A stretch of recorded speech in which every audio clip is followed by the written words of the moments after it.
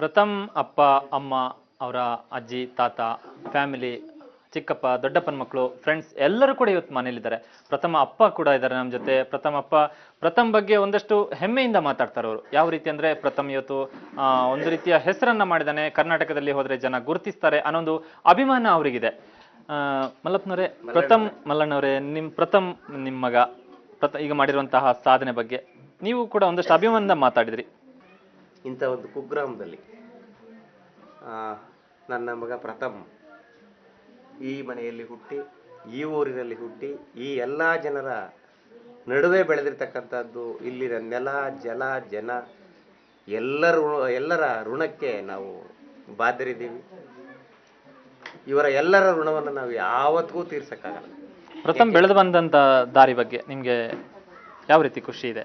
ಯಾಕೆಂದ್ರೆ ಹಲಗಾಪುರದಲ್ಲಿ ಬೆಳೆದು ಬೆಂಗಳೂರಿಗೆ ಹೋಗಿ ಈಗ ಅವನು ಬೆಳೆದು ಬಂದಂತ ದಾರಿ ಬಗ್ಗೆ ನಾವು ಹೇಳಬೇಕು ಅಂದ್ರೆ, ನಮ್ಮಲ್ಲಿ ಸಾಮಾನ್ಯವಾಗಿ ಛಲ ಹೆಚ್ಚು ಹಳ್ಳಿ ಜನಕ್ಕೆ. ನಾವೇ ದುಡಿದು ನಾವೇ ತಿಂದು ನಮ್ಮ ನಿಲುವನ್ನ ನಮ್ಮ ಕಷ್ಟ ಸಂಕಷ್ಟವನ್ನ ಯಾವನು ಬಳಲ್ತಾನೆ ಅವನು ನಿಜವಾಗ್ಲೂ ಸದೃಢನಾಗ್ತಾನೆ. ತೊಂದರೆಗೆ ಯಾವನ್ ಸಿಕ್ಕಾಕೊಳ್ತಾನೆ ಆ ತೊಂದರೆಯಿಂದ ಚೇತರಿಸ್ಕೊಂಡು ಬಂದಾಗ ಅವನು ನಿಜವಾಗ್ಲೂ ಕೂಡ ಕಷ್ಟವನ್ನು ಎದುರಿಸ್ತಕ್ಕಂಥ ಧೈರ್ಯ ಸ್ಥೈರ್ಯ ಸಾಹಸ ಅವನಲ್ಲಿರುತ್ತೆ. ಹಳ್ಳಿನಲ್ಲಿ ಪ್ರತಿಯೊಬ್ಬರಿಗೂ ಕೂಡ ನಮ್ಮದೇ ಆದಂಥ ಆ ಒಂದು ಈಗೋ ಅಂತಾನೆ ಹೇಳ್ಬೋದು, ಅದು ನಮ್ಮಲ್ಲಿ ಎಲ್ಲರಲ್ಲೂ ಇದೆ. ಇದು ನನ್ನೊಬ್ಬನಲ್ಲಿ ನನ್ನ ಮಗ ಒಬ್ಬನಲ್ಲಿ ಅಂತಲ್ಲ, ಪ್ರತಿಯೊಬ್ಬರಿಗೂ ಕಷ್ಟ ಬರ್ತಕ್ಕಂಥದ್ದು ಕಷ್ಟದ ಪರಂಪರೆಯ ಮುಂದಿನ ಹೆಜ್ಜೆ ಸುಖದ ನಾಂದಿ. ಈ ಥರದಲ್ಲಿ ಬಹಳ ಚೆನ್ನಾಗಿ ಎಲ್ಲ ಆಗಿದೆ. ನನ್ನ ಮಗ ಕೂಡ ಪ್ರಥಮ್ ಕೂಡ ಅದೇ ರೀತಿ ಇದೇ ಊರ್ಲಿ ಹುಟ್ಟು ಬೆಳೆದವನಲ್ವ, ಹಾಗಾಗಿ ಅವನೇನು ಮನಸ್ಸಿನಲ್ಲಿ ಇಟ್ಕೊಂಡಿದ್ದ, ಅವನೇನು ಛಲ ಇತ್ತು, ಅವನೇನು ಸಾಧನೆ ಮಾಡಬೇಕು ಅಂತಕ್ಕಂಥದ್ದಿತ್ತು, ಅದರಂತೆಯೇ ಮುಂದೆ ಬಂದಿದ್ದಾನೆ. ಇನ್ನೂ ಹೆಚ್ಚಿನ ಸಾಧನೆಯನ್ನು ಮಾಡಲಿ ಅಂತೇಳಿ ಬಯಸ್ತೀನಿ. ಪ್ರಥಮ್ ಅಜ್ಜಿ ತಾತ ಅವರು ಕೂಡ ಇದ್ದಾರೆ. ಯಾಕಂದ್ರೆ ಪ್ರಥಮ್ ಅಜ್ಜಿ ತಾತನ ತುಂಬಾ ಪ್ರೀತಿ ಮಾಡ್ತಾರೆ, ತುಂಬಾ ಅಭಿಮಾನದಿಂದ ನೋಡ್ಕೋತಾರೆ. ನಾವಿಲ್ಲಿ ಗಮನಿಸಬಹುದು ಪ್ರಥಮ್ ಯಾವ ರೀತಿ ತಮ್ಮ ಅಜ್ಜಿ ತಾತನ ಒಂದು ಅಭಿಮಾನದಿಂದ ನೋಡ್ಕೋತಿದ್ದಾರೆ ಅನ್ನುವಂಥದ್ದು. ಪ್ರಥಮ್ ತಾತ ಇವರು ಶಿವಣ್ಣ ಅಂತ ಪ್ರಥಮ್ ತಾತ. ಪ್ರತಿಯೊಬ್ಬನಿಗೆ ಒಳ್ಳೇದು ಮಾಡಿ ಅಪ್ಪ ದೇವರು ಅಂತ ಪ್ರಾರ್ಥಿಸ್ಕೊತೀನಿ. ಆಯ್ತು, ಸಾಕು ಸಾಕು. ಪ್ರಥಮ್ ಅಜ್ಜಿ ನೀವೊಂದು ಮಾತು ಹೇಳಿ. ನನ್ನ ಮಾಮಗ ಒಳ್ಳೇದ್ ಮಾಡ್ಲಿ, ಪರಮಾತ್ಮ ಒಳ್ಳೇದ್ ಮಾಡ್ಲಿ ನನ್ನ ಮಾಮನ್ಗ. ಅತ್ತೆ ರತ್ನಿ. ಇನ್ನು ಪ್ರಥಮ್ ಅತ್ತೆ ರತ್ನ ಅವರು, ಸೋದರತ್ತೆ ರತ್ನ ಅವರು ಕೂಡ ಇದ್ದಾರೆ. ಪ್ರಥಮ್ ಅವ್ರನ್ನ ಹುಟ್ಟಿ ಬೆಳೆದಾಗಿನಿಂದ ನೋಡ್ತಾ ಇದ್ದಂತವ್ರು. ಅಷ್ಟೇ ಒಳ್ಳೆ ಹುಡುಗನಾಗಿದ್ದಾನೆ. ಒಂದು ನನ್ನ ಮಗ ಬೇರೆಲ್ಲ, ಅವರ ಮಕ್ಕಳೇ ಬೇರೆಲ್ಲ, ಎಲ್ಲಾರು ಒಂದೇ ಮಕ್ಳಂಗೆ ನೋಡ್ತಾ ಇದ್ದೀನಿ. ಒಳ್ಳೆ ಇದು ಪ್ರಥಮ್ ಅವರ ಕುಟುಂಬ. ಇಲ್ಲಿ ಅವರ ಅಜ್ಜಿ ತಾತ ಉಳಿದಂತಹ ಕುಟುಂಬದ ಹೆಸರು ಯಾವ ರೀತಿ ಇದ್ರು. ಈ ಒಂದು ಮನೆಯಲ್ಲಿ, ಹಳ್ಳಿ ಮನೆಯಲ್ಲಿ, ಪುಟ್ಟ ಮನೆಯಲ್ಲಿ ತಮ್ಮ ಫ್ಯಾಮಿಲಿ ಮೆಂಬರ್ಸ್ ಜೊತೆ ಪ್ರಥಮ್ ಯಾವ ರೀತಿ ಒಂದು ರೀತಿಯ ಖುಷಿಯಾದಂತಹ ವಾತಾವರಣವನ್ನ ಕಳೀತಾ ಇದ್ದಾರೆ ಅನ್ನೋದನ್ನು ಕೂಡ ನಾವಿಲ್ಲಿ ಗಮನಿಸಬಹುದು. ಇನ್ನು ಪ್ರಥಮ್ ಈ ಮನೆ ಬಗ್ಗೆ, ಈ ಒಂದು ಹಲಗಾಪುರದಲ್ಲಿರುವಂತಹ ಪ್ರಥಮ್ ಅವರ ಮನೆ ಬಗ್ಗೆ ಕೂಡ ಪ್ರಥಮ್ಗೆ ಒಂದು ಸಾಕಷ್ಟು ಅಭಿಮಾನ ಇದೆ, ಒಂದು ರೀತಿಯ ಪ್ರೀತಿ ಇದೆ. ಯಾಕೆಂದ್ರೆ ನನಗೆ ಡಿಸ್ಟರ್ಬ್ ಆದಾಗ್ಲೆಲ್ಲ, ಬೇಸರ ಆದಾಗ್ಲೆಲ್ಲ, ಎಲ್ಲೋ ಒಂದು ರೀತಿ ಏಕಾಂತತೆ ಬೇಕು ಅಂತ ಅನ್ಸಿದಾಗ್ಲೆಲ್ಲ ನಾನು ಈ ಮನೆಗೆ ಬರ್ತೀನಿ ಅನ್ನೋ ಮಾತನ್ನ ಪ್ರಥಮ್ ಹೇಳ್ತಾರೆ. ಹಾಗೆ ಈ ಮನೆ ಹೇಗಿದೆ, ಪ್ರಥಮ್ ಅತಿಯಾಗಿ ಪ್ರೀತಿಸುವಂತಹ ಮನೆ ಹೇಗಿದೆ, ಅದನ್ನ ಪ್ರಥಮೇ ನಮ್ಗೆ ತೋರಿಸ್ತಾರೆ. ಸರ್, ಇದು ನಮ್ಮ ತಾತ ಅವ್ರು ಕಟ್ಟಿಸಿದ ಹಳೆ ಕಾಲದ ಕಂಬದ ಮನೆ ಅಂತ ಹೇಳ್ತಾರೆ, ಗೊತ್ತಲ್ಲ ಸರ್? ಸೊ ಇದೇನೆ ಇಲ್ಲಿ ನಾನು ಬೆಳೆದಿದ್ದು. ಮನೆ ಹೀಗಿದೆ ನೋಡಿ ಸರ್. ಈಗೆಲ್ಲ ಸ್ವಲ್ಪ ಒಂಚೂರು ಅಡ್ವಾನ್ಸ್ಡ್ ಇತ್ತೀಚೆಗೆ. ಇದೇ ಕಂಬದ ಮನೆ, ಈಗೆಲ್ಲ ಟೈಲ್ಸ್ ಎಲ್ಲ ಹಾಕಿದ್ದು ಇದಾಯ್ತು.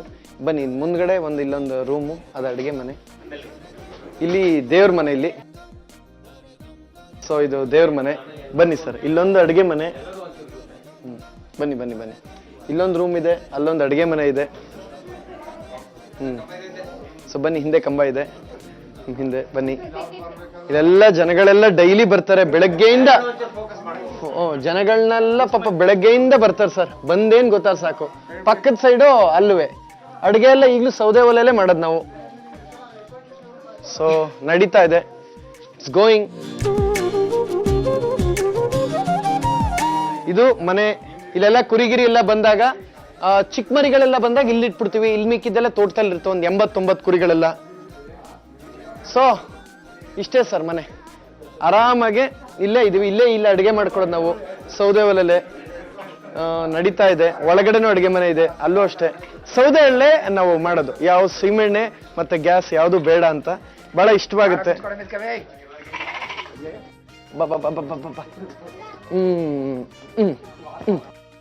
ಆದಾಗ ದೇವಸ್ಥಾನಕ್ಕೆ ಅದನ್ನ ದೇವ್ರ ಸೇವೆಗೆ ಅಂತೆಲ್ಲ ಒಂದೊಂದ್ಸಲ ಅದು ಆಗ್ತಾ ಇರ್ತದೆ ಪಾಪ.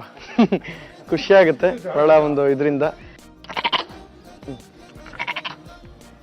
ನಿಮ್ಗೆ ಕುರಿ ಅಂದ್ರೆ ಏನು ಸಿಕ್ಕಾಪಟ್ಟೆ ಇಷ್ಟನಾ ಹೇಗೆ?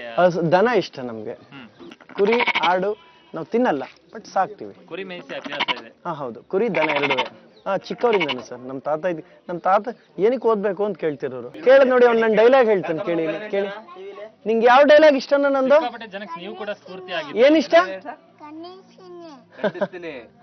ಏನಿಷ್ಟ ನಿಂಗೆ ಬಿಗ್ ಬಾಸ್ ಅಲ್ಲಿ? ಹಠ ಇತ್ತು ಸಿನಿಮಾ ಮಾಡಬೇಕು ಅಂತ. ಮೂಲತಃ ನನ್ನ ಡೈರೆಕ್ಟರ್ ಸರ್. ನಾನು ಡೈರೆಕ್ಷನ್ ಮಾಡ್ತಿರೋ ದೇವರನ್ ಬಿಡುಗರು ಸಿನಿಮಾ ಇನ್ನು 7 ದಿನ ಶೂಟಿಂಗ್ ಇದೆ.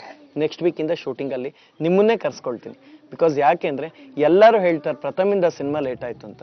ಸರ್, ಸಿನಿಮಾ ಹೇಗೆ ಬಂದಿದೆ ನೀವೇನಾರು ಕೇಳಿದ್ರೆ ನಾನು ಜವಾಬ್ದಾರಿ ಇರ್ತೀನಿ. ಪ್ರಥಮ್ ನಿಮ್ಮ ಸಿನಿಮಾ ದುಡ್ಡು ಕೊಟ್ಟು ನೋಡಿದೆ, ಅದು ಇದು ಚೆನ್ನಾಗಿದೆ, ಇದು ಚೆನ್ನಾಗಿಲ್ಲ, ನಾನು ಉತ್ತರ ಕೊಡ್ತೀನಿ. ಸಿನಿಮಾ ಯಾಕೆ ಲೇಟ್ ಆಗುತ್ತೆ ಅನ್ನೋ ಒಂದು ಸಲ ಫೈನಾನ್ಷಿಯಲ್ ಮ್ಯಾಟ್ರು, ಆರ್ಟಿಸ್ಟ್ ಡೇಟ್ಸು ಎಲ್ಲವೂ ಕಾರಣವಾಗಿರುತ್ತೆ ಸರ್. ಬರೀ ನಿರ್ದೇಶಕ ಒಬ್ಬ ಕಾರಣ ಆಗಲ್ಲ.